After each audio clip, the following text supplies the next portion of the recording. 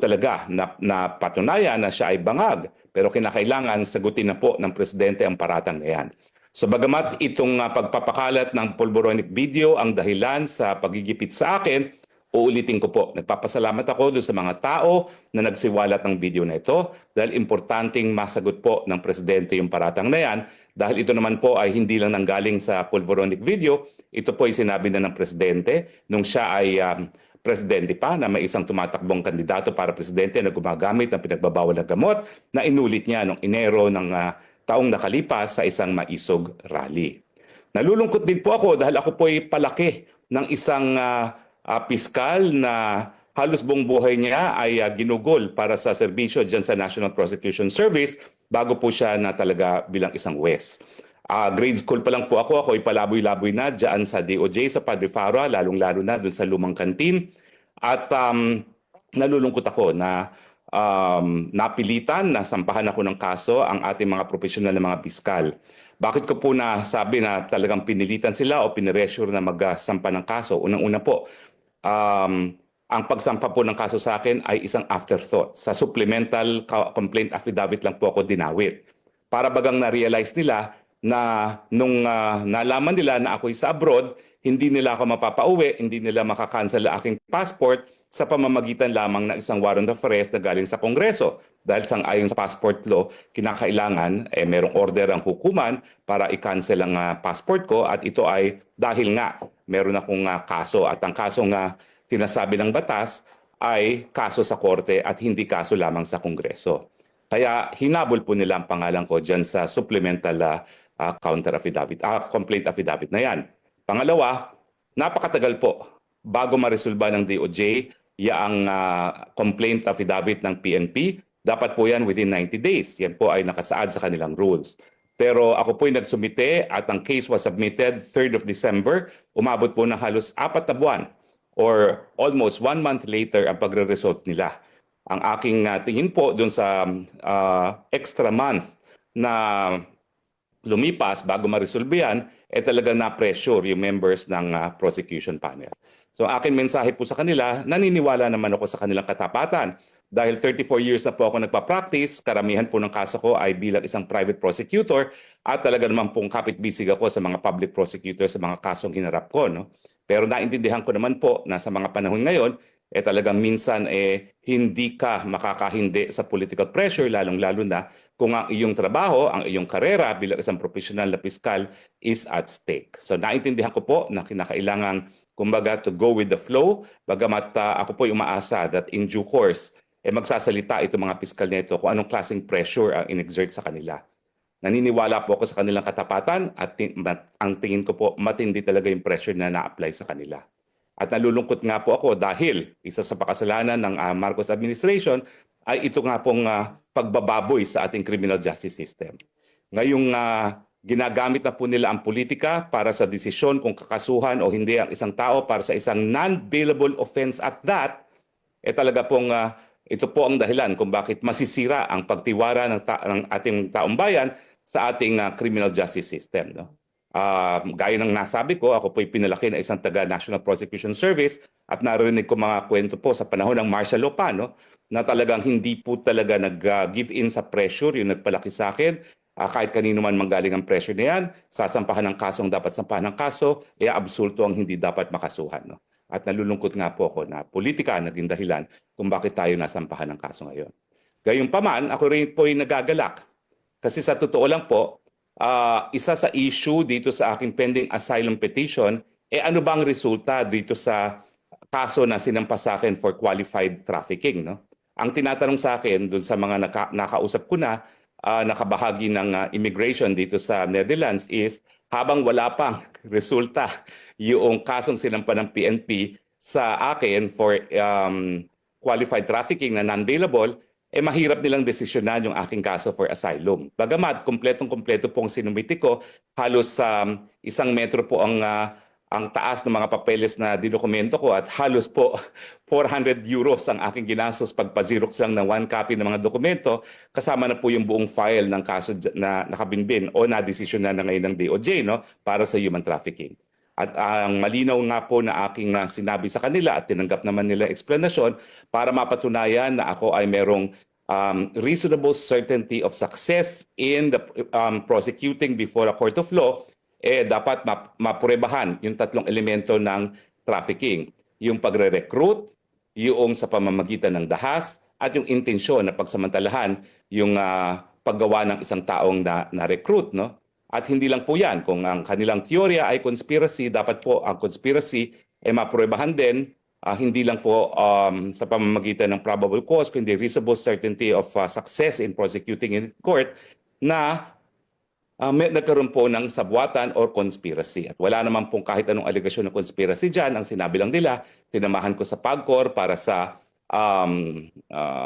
pagbayad ng mga deficiencies, itong si Cassandra Ong, yung isang papel na wala naman lagda, na ako daw ay legal, na sabihin na nating totoo ay hindi naman po krimen para maging legal sa kahit sinong kumpanya, at yung nakitira dyan ng isang dating staff. No? So malinaw po na hindi man lang napakita na ako po ay gumawa ng kahit anong elemento ng trafficking, at malinaw po na wala rin kahit anong ebidensya na nagpapatunay na meron pong conspiracy. Kaya nga po sinabi ko na isa pa sa karagdagang kasalanan ng Marcos administration ay yung pagbababoy ng ating sistema, ng criminal justice system. At ang pagsampa ng non-bailable charge laban sa akin ay isang malaking pruweba na talagang meron pong miscarriage of justice. At kampante po ako ngayon na sa desisyong ito, bagamat hindi ko pa nakikita ang resolution, mapapatunayan ko na ito pong kasong sinampa sa akin ay tinatawag na unjust prosecution dahil wala pong kahit anong basihan yan. At dahil ang unjust prosecution po ay isang form of political persecution, naniniwala po ako na magagrant po ang aking asylum. Ngayong isasampa po sa hukuman itong kasong ito, lilinawin ko lang po. Hindi po ako pugante. Ako po ay isang bona fide asylum seeker. At ang karapatan naman na humingi ng asylum ay aking karapatan bilang isang mamamayan ng mundong ito. Ito po ay napaka-importanteng karapatang pangtao which literally makes the difference between life or death. No?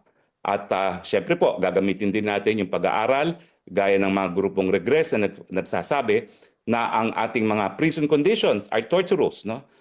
Meron na po kaming kaso na sinampa laban sa gobyerno ng Pilipinas sa Korte Suprema, hindi nga lang po napagbigyan, pero ito pong kaso na Albert Wilson versus Government of the Philippines ay nagsasabi nga na ang Pilipinas ay hindi tumutupad sa kanyang katungkulan doon sa tratado laban sa torture dahil ang mga prison conditions natin are torturous. At dahil torturous nga po ang description ng international community sa ating mga preso at ang aking kaso ay non-bailable, ibig sabihin po, madali ko ng patunayan na I will be subjected to torture kung maikukulong ako sa isang kulungan ng Pilipinas.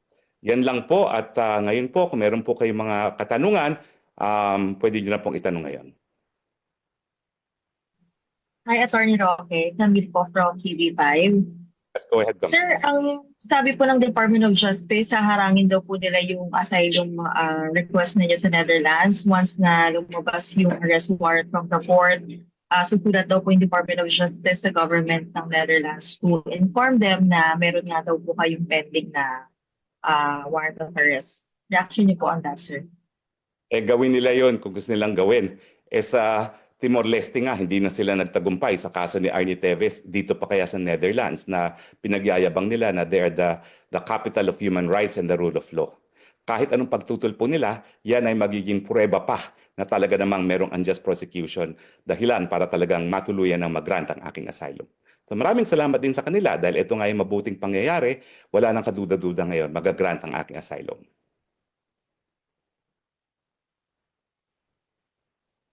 Okay, meron pa kayong mga katanungan? Thank you po, sir. Yun ang point na lang. Okay. Thank you, sir. Thank you. So kung wala na kayong katanungan, Attorney. yes, Jason? Yes po. Attorney, gusto ko lang po itanong, sa tingin niyo po ba itong sinampa po sa inyo ng Department of Justice ay may kinalaman po ito sa mga pamilya Duterte since kilala po kayong kalyado ng mga Duterte, lalo na kay Vice President Sara Duterte at naging secretary rin po kayo, bahagi po kayo ng kabinete ni dating Pangulo Rodrigo Duterte? Wala na pong ibang dahilan sa kanilang pagsamba ng kaso na non-bailable laban sa akin kung hindi ang aking malapit na relasyon sa pamilyang Duterte. Gaya ng aking sinabi kanina, talagang pinag-iinitan nila ako sa mulat-mula doon pa lang sa Quad Committee ng Kongreso dahil akong pinagbibintangan nila na nagpakalat nitong pulvoronic video. Alam ko po yan dahil ako naman po ay naging kongresista at yan ang nagiulat sa akin ng mga malalapit kong kaibigan sa Kamara. At ang sabi pa nga nila, hindi nila titigilan ang pamilyang Duterte at ang kanilang mga aliado hanggang hindi na sila tuluyang mapulbos. At bago pa nila sinimulan itong Quad Committee hearings, ay sinabi na sa akin ng mga kasama ko sa Kongreso dati kung anong plano nila no, na ipakulong si Presidente Duterte sa dahig, na ipa-impeach at patanggal si VP Duterte bilang Vice President, ipakulong si Congressman Pulong at si Attorney Manscarpio para sa non-bailable offense, at nadawit nga po ako dahil sa pulboronic video. Ngayon po, sinampahan ako ng non-bailable human trafficking. Sir, lastly po, ito rin po ba ay may kinalaman po sa May 12 elections at maging sa nalalapit na po na 2028 presidential elections? Well, nagkaroon ng isang report naman po talaga, isang pahayagan dyan sa Maynila, no, na nagsasabi na talaga meron silang plan para nga sirain ang mga pamilyang Duterte at kanilang mga aliado. Sa tingin ko, sa mga nararatipang panahon, marami pang mga pangyayari. Nagsalita na po ang VP Sara na kabilang ang kanyang pangalan sa mga tao na aarestuhin ng ICC. Actually, sinabi ko sa kanya na may nakalap rin akong impormasyon dito sa Netherlands, kaya lang hindi ko pa pinarating sa kanya dahil kumukuha ko ng second confirmation. No? Pero nagulat nga ako na bagamat hindi ko pa mismo rin-report sa kanya, nakuha na niya yung balita. No? So, ang balita ko po ay merong dalawa na-issue na warrant of arrest at bagamat hindi pa ako nakakakuha ng kumpirmasyon na isa sa dalawa si Vice President Duterte, yan po yung naunang ulat na natanggap ko na hinahanapan ko pa ng second at saka third verification. No? So, nakasaad din doon sa OPLA, no? Nagagastos sila ng 8 billion para tuluyang matalo mga kandidato ng Duterte at ang kanilang mga supporters. At syempre, narariyan yung katunayan na single out naman nila yung dalawang kandidato ng Duterte, si Senator Bongo at si Senator De La Rosa, para maaresto rin ng ICC. Maraming salamat, Attorney. Maraming salamat, Jason. Okay? So, maraming... Secretary, sir, Yes, ma'am. hapon po, sir. Opo, pasensya na, hindi ko nasagap kung nasagot nyo kanina. Pero paano nyo po didepensa ng inyong sarili dun sa case na isinampa ng DOJ kung kayo ay nandyan? Siguro hindi nyo naman ite-telegraph yung ninyo, yung punches, but still, how do you intend to defend yourself po? Well, 34 years of legal practice naman po ako, no? And also a professor of law at the University of the Philippines College of Law. So alam ko naman po mga remedyo. Hindi ko po tatakasan yan. Haharapin ko pa rin po sila sa korte dahil meron naman pong karapatan ng kahit sinong mamamayan magsampa ng petisyon pag nagkaroon ng grave abuse of discretion. Ang kahit sinong taong gobyerno. At kapag sila ay nagsampa ng non-bailable na kaso, na walang kaebidensya, in my mind, that is grave abuse of discretion. Salamat po, Secretary. Salamat din pa. So patuloy pa rin po ako naniniwala sa ating hudikatura, bagamat tuluyan ako nawalan ng tiwala dito sa ating hekutibo. At yan naman po ay consistent din, no, sa aking paniniwala na habang nandyan ang Marcos Jr. bilang Pangulo, walang mabuting magre-resulta dyan para sa bayan. Okay? Kung wala na po katanungan, maraming salamat po at napagbigyan niyo ako ng pagkakataon na madinig ang aking punto de vista. Ang aking masasabi lang po sa mga supporters ng Duterte at yung mga naniniwala sa akin, kapit-bisig po tayo dahil naniniwala ko that in the end, the good will always prevail over the evil. Maraming salamat. Sir? Yes. Sir, Tigran. sorry, yung grave abuse of discretion, paano yun? Kailan plano ninyong mag-file? Kailan po yun? Wala pa po ako natatanggap na resolution eh. Nakakalungkot So, may na dito sa Pilipinas, nauuna pa ang media kaysa doon sa mga partido sa kaso na nalalaman ng mga desisyon. No? So, something has to be done about this. No? I don't think it should be right that parties to a preliminary investigation will find out about the decision against them from the media. No? Hanggang ngayon po, wala pa ako natatanggap.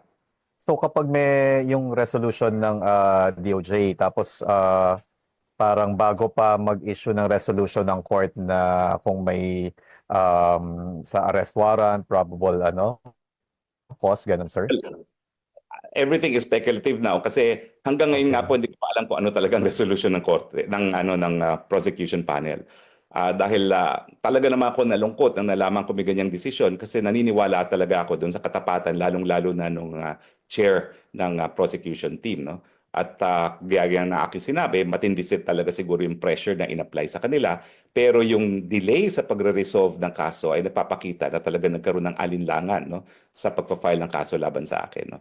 So hayaan muna nating ma-receive ko yung resolution na yan. At aking sinasabi bilang abogado, I will continue to avail of judicial remedies. So hindi po ako magiging pugante. I am not evading arrest. I will be exercising my rights to avail of judicial remedy and exercising my rights as a human being under the International Convention on the Rights of Refugees and Asylum Seekers.